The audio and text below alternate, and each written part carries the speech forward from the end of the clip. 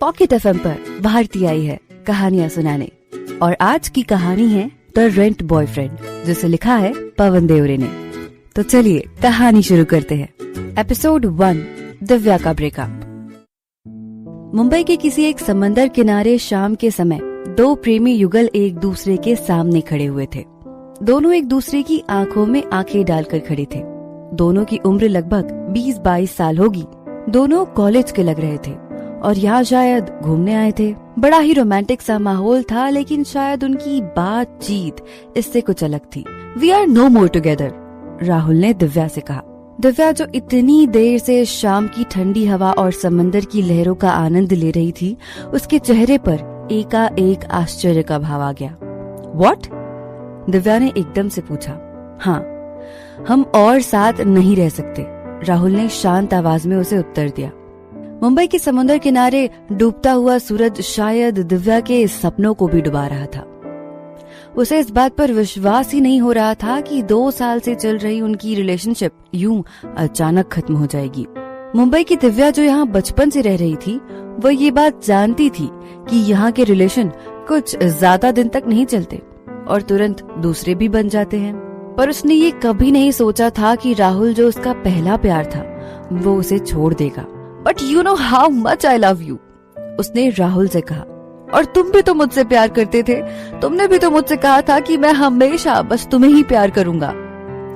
ये कहते वक्त दिव्या की आंखों में आंसू आ गए। राहुल अपनी बात से मुंह फेर रहा था। वह शायद इसका जवाब देने में आनाकानी कर रहा था। फिर भी उसने कहा, मुझे उस वक्त लगा कि मैं तुम्हें हमेशा प्यार करता रहूंगा, लेकिन शायद मैं गलत था।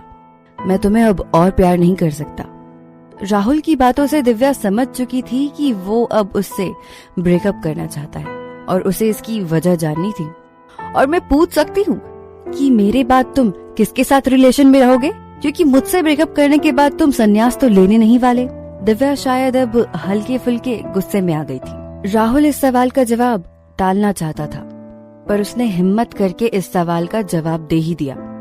नताशा, बुरा मत मानना, लेकिन कल मैंने उसे खुद प्रपोज किया and she accepted my proposal. Divya को सारी बातें साफ साफ समझ आ रही थी, क्योंकि उसे कल पार्टी में इनवाइट नहीं किया गया था और पिछले 2 दिन से राहुल भी गायब था। नताशा और दिव्या के बारे में बता दें कि ये दोनों पूरी कॉलेज की सबसे खूबसूरत लड़कियां थी। उन दोनों में एक अलग ही कंपटीशन रहता था और दोनों एक दूसरे को नीचा दिखाने से कभी नहीं चूकती थी। नताशा का नाम सुनकर दिव्या ने अपनी आंखों को पूछा। शायद वो ये जानती थी कि उसे इस बात का दुख है। ठीक है, तुम्हें तुम्हारी नई गर्लफ्रेंड मुबारक हो, और हाँ, मेरी तरफ से उसे थैंक्स कहना। वो क्यों? क्योंकि उसने तुम्हारी जैसे उल्लू को मुझसे दूर कर लिया।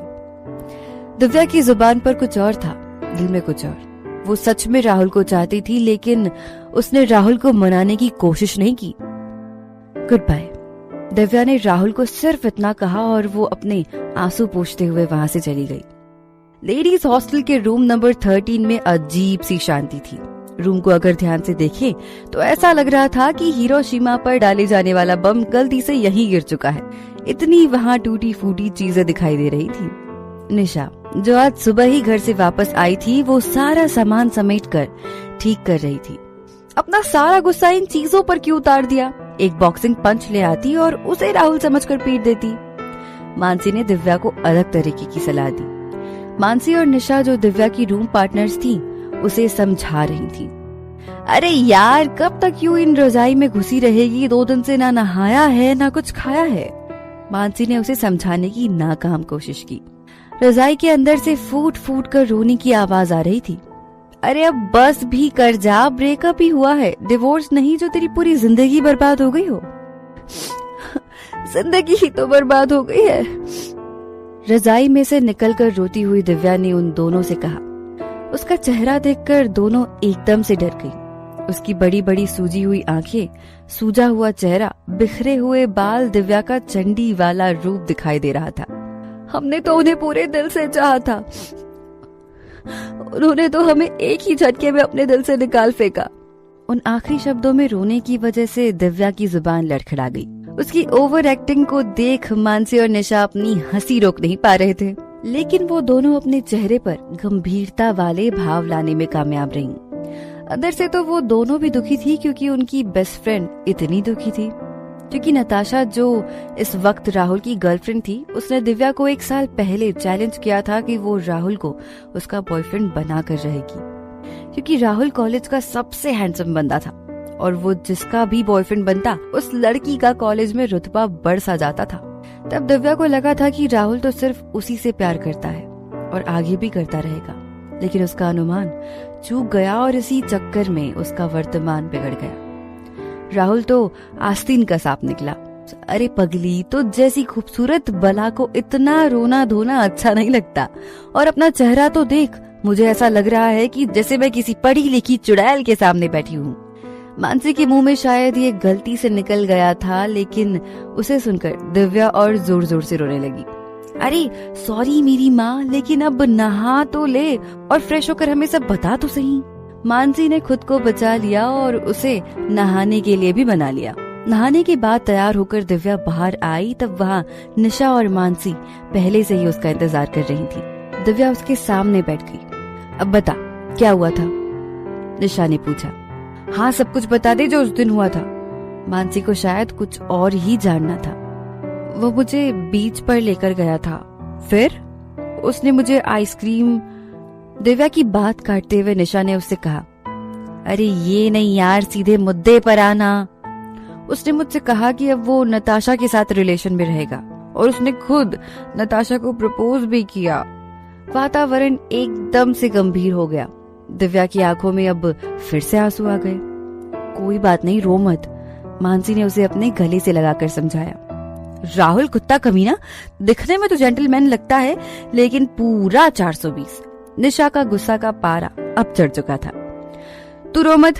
अरे आजकल अगर ब्रेकअप हो जाता है तो यूं रोना धोना नहीं, बल्कि सेलिब्रेट करते हैं, और हम भी मनाएंगे तेरा ब्रेकअप डे। वो दोनों वहाँ मस्त एंजॉय कर रहे होंगे और यहाँ तू रो रही है। आखिर वो यही चाहती थी कि तू रोए, दुखी हो, लेकिन हम एंजॉय करेंगे। Divya, this is reverse psychology, Nisha ने उसे कहा। दिव्या अब समझ गई कि उसके दुखी होने से नताशा को और ज्यादा खुशी मिलेगी। उसने जैसे सोचा था वही होगा। दिव्या ने अब खुद को संभाला और वो पार्टी करने के लिए मान गई। वो अपना पुराना वाला ब्रांड लेकर आना, दिव्या ने अपनी ख्वाहिश जारी की। ओके बॉस, यह कहकर निशा और मानसी दिव्या का वही पुराना वाला ब्रांड लेने चले गए। निशा और मानसी सारा सामान लेकर वापस आ गई। उन्होंने रूम में देखा कि दिव्या खिड़की के पास बैठी हुई है और बाहर देखते देखते कुछ सोच रही थी। शायद अपनी किस्मत को कोस रही होगी। क्या हुआ? निशा ने उसके सर पर हाथ रखकर पूछा। कुछ नहीं, तुम सब सामान लेकर आ गए ना? दिव्या ने उनसे पूछा। हाँ, तेरा वाला ब्रांड, मेरा वाला ब्रांड, इसका वाला ब्रांड, सब लेकर आ गए, मानसी ने मुस्कुराते हुए कहा। शाम होने आई, लेकिन फिर भी सड़कों का बुरा हाल हुआ पड़ा था। गाड़ियों का जाम बहुत बड़ा लगा हुआ था। तभी दृश्य दिव्या के रूम में केंद्रित होता है। मस्त टेबल पर सब कुछ सज चुका था। वो दोनों अपने अपने मोबाइल पर अपने अपने बॉयफ्रेंड के साथ बातें करने में व्यस्त थी। बस अकेले ही दिव्या गाड़ियों के जाम को खिड़की से किसी सुपरहिट फिल्म की तरह देख रही थी। हो गया क्या? दिव्या उनसे चिढ़कर बोली। बस 2 मिनट, मानसी ने उसे कुछ देर ठहरने को कहा। दिव्या को अब समझ आ रहा था कि जब वो राहुल के साथ फोन पर बिजी होती थी और वो दोनों उसे बुलाते थे तो उसका भी उत्तर यही होता था। दिव्या को अब अपनी परिस्थिति पर विश्वास ही नहीं हो रहा था। निशा तो अपनी बात निपटा के आ गई, लेकिन मानसी अभी भी लगी हुई थी। उसकी बात खत्म होने का नाम ही नहीं ले रही थी। अब दिव्या को उस पर गुस्सा आ गया। वो अपनी जगह से उठी और मानसी के पास गई, उसका फोन खींचकर अपने कान से लगाया और कहा, बाकी बातें कल कर लेना गौरव, ठीक है, बाय। हुए पागल, मानसी डर गई। क्या हुआ? दिव्या ने उसे चौंक कर पूछा। अरे वो गौरव नहीं, नीलेश था, मेरा न्यू बॉयफ्रेंड, और तूने उसे गौरव का नाम बताकर मेरा भांडा फोड़ दिया। मानसी उसे गुस्से में बोली। ये कब बनाया तूने? 2 दिन पहले ही। क्या यार, अच्छा खासा बंदा हाथ आया था, अब वो भी गया। अरे कोई बात नहीं, तू भी मेरे साथ अपना ब्रेकअप डे मना ले, दिव्या ने उसे हंसकर कहा। दिव्या के चेहरे पर हंसी देखकर वो दोनों भी खुश हो गई और जल्दी से अपनी अपनी जगह बैठ गई। निशा ने अपना पैक बना लिया और उन दोनों को भी चीयर्स। मानसी ने अपना ग्लास आगे किया और दोनों ने भी जाम से जाम टकराकर चीयर्स किया। अब शुरू होता है 1 घंटे बाद का दृश्य, जब वो तीनों अच्छी खासी चढ़ गई थी और रोने का ड्रामा फिर से शुरू हो गया था। अब वो दोनों मुझे कॉलेज में नीचा दिखाने का एक भी मौका नहीं छोड़ेंगे, दिव्या ने रोते हुए कहा। बराबर है, और अब तो सारे कपल उनके ही आजू बाजू घूमेंगे और इसी बात का फायदा नताशा उठाएगी और वो तुझे ग्रुप से बाहर निकाल कर रहेगी। निशा ने उसे और डरा दिया। तू एक काम कर, कोई नया बॉयफ्रेंड तलाश कर ले। वैसे भी कल साल का पहला दिन है, बहुत सारे लड़के जिनको अभी पता चला होगा कि तेरा ब्रेकअप हो चुका है, वो सारे कल तुझे प्रपोज करेंगे और उनमें से एक आधा अच्छा सा चुन लेना, सिंपल। अरे नहीं मूर्ख, दिव्या ने अगर कॉलेज में से किसी लड़के को बॉयफ्रेंड बनाया तो उसकी वैल्यू घट जाएगी, क्योंकि सारे लड़के तो राहुल से कम रेट के हैं। और जो लड़की कल तक सबसे टॉप के लड़के के साथ थी, आज वो किसी फकीर के साथ घूम रही है, तो लोग कुछ तो कहेंगे।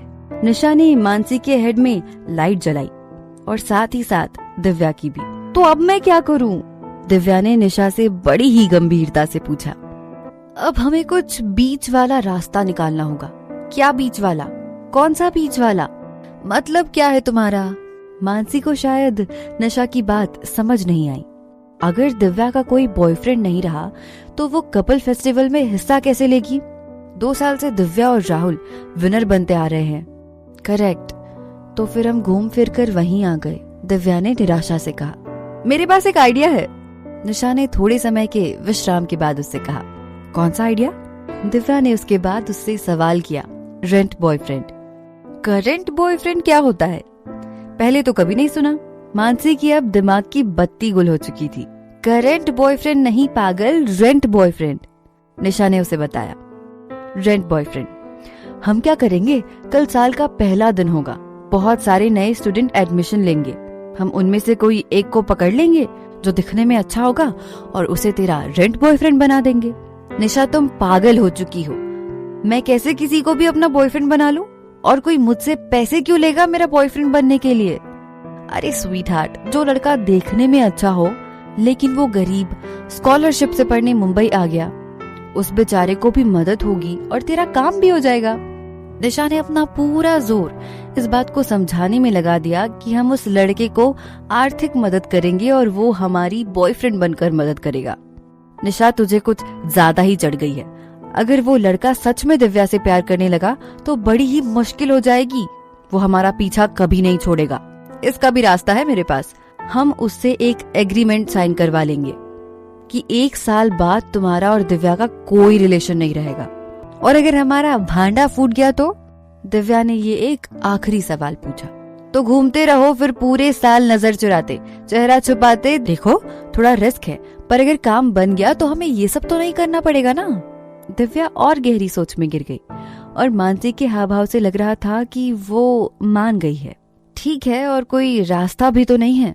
दिव्या ने आखिरकार अपना और रेंट बॉयफ्रेंड बनाने वाली बात को मान ही लिया।